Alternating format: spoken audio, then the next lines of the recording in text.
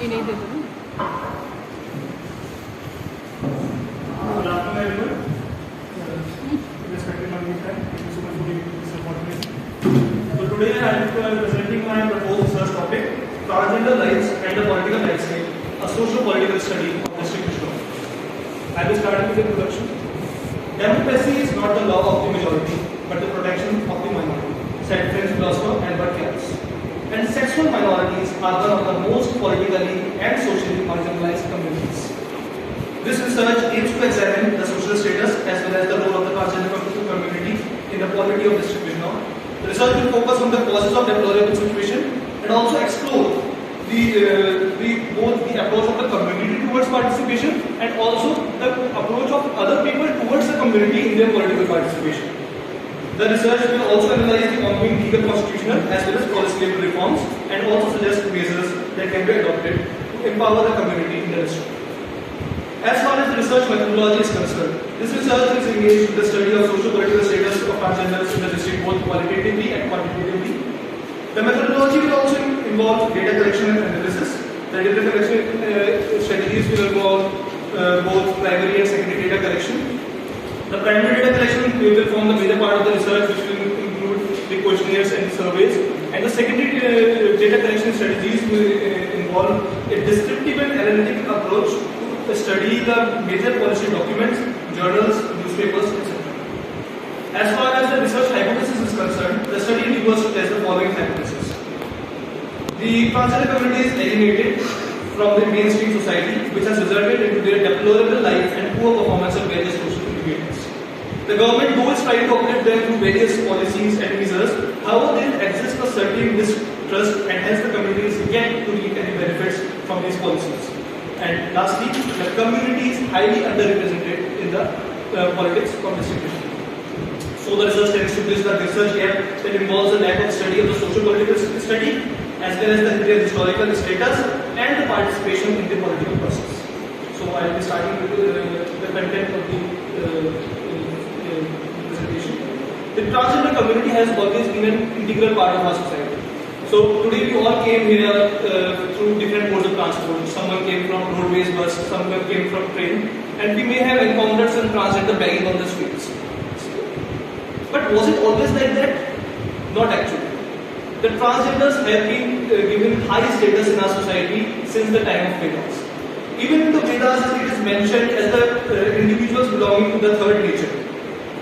The community is also given high regard in Indian epics such as Ramayana and Mahabharata, where in Ramayana we see the mention of Ram sanctioning the power of conferring blessings for auspicious occasions to the community. Even in the medieval era, they were highly regarded. They were appointed to key positions. One key example is Malik Kafur. Malik Kafur was viceroy of Alauddin Khilji. Also during the Mughal Empire, they were appointed to important positions such as political advisors, administrators, generals, sergeants, or others. So everything was going right. And what went wrong? So what went wrong was, but with the advent of the colonial rule, everything changed. The lifestyle and the activities of the community were now considered against the principles of morality. The British enacted the Criminal Trials Act, and in this act they criminalized the whole transgender community. Under the act, the transgenders could be imprisoned for up to 2 years if they appeared dressed as a woman in public. The act was though repealed in 1949, but it created a negative sentiment for the community which even exists today. Cut short to 2014, a year that came as a year of hope for the community. In 2014, the Nalsa judgment came from the Supreme Court of India, and in this judgment, the court gave directives to legal recognition of the transgender persons with the right to self-determination. It also issued directives to the government for making special provisions for the reservation in jobs and education for the community. However, that part of the judgment was, there were inherent contradictions, which I will come to later. In the same year, in Rajya Sabha, Tiruchi Siva of DMK introduced a private members bill, which became the first bill in 45 years to be passed in a private members bill to be passed in the Rajya Sabha. After that, this bill was subsided because the government of India debated the transgender persons' rights bill. However, because of the resolution of Lok Sabha in 2019, this bill also lapsed. In 2019, Government of India introduced the Transgender Persons Protection of Rights Bill, and it became an act in 2020. However, this act was criticized for those very contradictions that I talked about in the judgment, that the right to self-determination was not given, and also there was no provision for the reservation. As far as the voting rights is concerned, it was in 1994 that for the first time the Election Commission of India talked about giving them right to getting the name registered in the electoral as an elector, and for that they could have either been registered as male or female, but there was no provision for transgender. In Constitution 2009, for the first time they allowed them to register as others. And then in 2014, in the Lalsa judgment, after the Lalsa judgment, Election Commission added third gender as an option for the electors. As per the census 2011, the population of transgender in India was 4,87,000.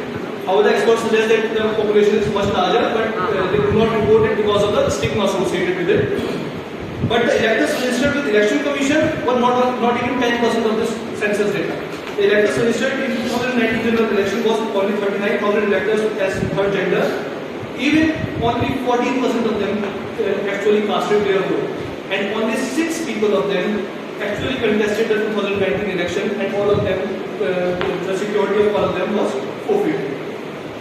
As far as district Bijnor is concerned, there are 130 such voters which are registered as the third gender voters, but it is only in the case of the parliamentary and the legislative assembly elections, because there is a separate office for the third tier elections, and in the third tier there is no such provision for getting registered as the third gender. So the State Election Commission is here of Uttar Pradesh is yet to give a direction for this. So there is a good example from Bijnor that a transgender Muskan Chaudhary is going to contest 75 elections, and that is going to be conducted next month, and she will have to contest this election as a woman. She cannot register herself as third gender because it's under the State Election Commission.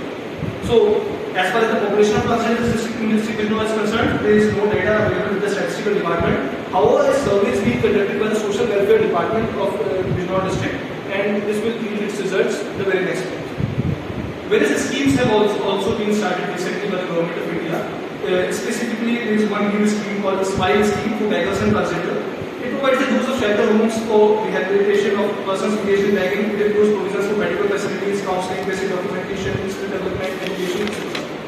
The scheme is being implemented in all the districts. However, it is still yet to reap its results because there exists a mistrust between the community and the people and the government in general.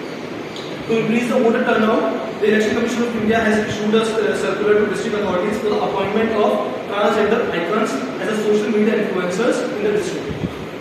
However, this poor social status, lack of representation and participation of the community remains a serious cause of concern and requires measures to be taken so that the community gets its rightful place in the society. I'll sum up my presentation explaining my motive behind doing this research on this particular topic, and hence I read before you Gandhi's talisman. Gandhi in his talisman said, "I gave you a talisman. Whenever you are in doubt